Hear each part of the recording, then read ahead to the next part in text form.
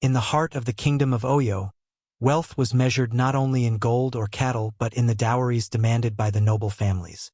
Among them all, none had set tongues wagging more than that of Olabasai, the radiant daughter of Chief Adeyemi. Her beauty was sung by griots, her grace admired by women, and her wisdom respected by elders. For her hand in marriage, suitors came from distant lands bearing treasures, camels laden with silks, chests overflowing with cowries, and herds of cattle enough to feed villages for years.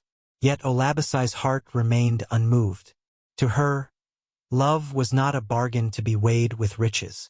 Though her father boasted that her dowry was the highest ever seen, Olabasai dreamed of a man who would see beyond her beauty and wealth, who would cherish her spirit above all else. At night, she prayed to the ancestors for such a love, even as her father tightened the chains of duty upon her future. One afternoon, while wandering near the edge of the farmlands, Olabasai found herself drawn by the laughter of children. She followed the sound and came upon Ayodele, a humble farmer, teaching the little ones to weave simple toys from palm fronds. His hands, though calloused, moved with gentleness, and his eyes shone with kindness. Olabasai watched from afar, her heart stirring with something new, something her father's riches could never summon. When Ayodele looked up and their eyes met, time seemed to pause. He bowed respectfully, unaware of who she was. "Good day, maiden," he said simply, his smile warm. Olabasai returned the greeting, her heart quickening. In that brief moment, a seed was planted, fragile yet powerful, destined to change both their lives forever. From that day on, Olabasai sought excuses to pass near the farmlands. She would linger, sometimes exchanging words with Ayodele, other times simply watching as he worked. Unlike the proud suitors parading their wealth, Ayodele spoke of simple joys, of rains that blessed the earth, of the laughter of children, of the peace found in honest labor. Olabasai found herself enchanted, her soul drawn to his humility. In Ayodele, she saw a man whose worth was not measured in cattle or gold, but in kindness and sincerity. Their conversations grew longer, their laughter freer, until the world beyond the fields seemed to fade away. But shadows loomed.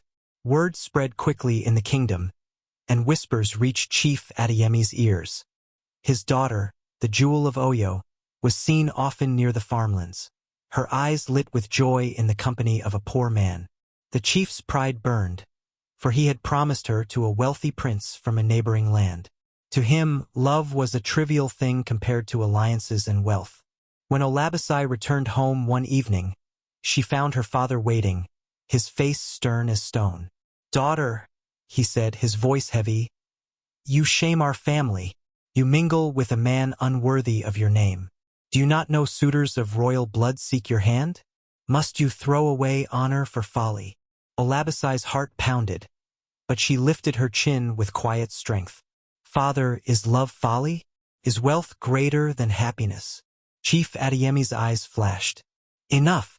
You will obey me, or you will bring ruin upon this household." And so the battle between duty and desire began. Despite her father's warnings, Olabasai's heart led her back to Ayodele. Each stolen moment with him was a defiance, each smile a quiet rebellion against the chains of tradition.